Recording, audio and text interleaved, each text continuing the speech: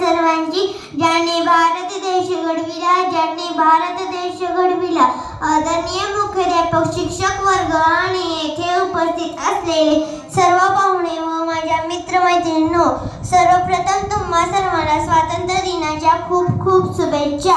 आज देशाचा 80वा स्वातंत्र्य दिन आहे. स्वातंत्र्य दिन साजरा करण्यासाठी आपण सर्वजण या ठिकाणी जमलो आहोत. मित्रांनो, 15 ऑगस्ट हा भारताचा सन्मानाचा अभिमानाचा दिवस आहे. या दिवशी म्हणजे 15 ऑगस्ट 1947 रोजी आपला भारत देश इंग्रजांच्या अनेक वर्षांच्या गुलामगिरीतून मुक्त झाला. आपल्या भारताला स्वातंत्र्य सहजासहजी मिळाले नाही. स्वातंत्र्य प्राप्तीसाठी अनेक स्वातंत्र्य सैनिकांनी आपल्या प्राणाची आहुती दिली. लोकमान्य टिळक, सुभाषचंद्र बोस, सुखदेव, राजगुरू, लाला लजपत राय, मंगल पांडे, चंद्रशेखर आझाद अशा अनेक महान स्वातंत्र्य सैनिकांनी आपले प्राण पणास लावले. त्या सर्व स्वातंत्र्य सैनिकांना माझा मानाचा मुजरा.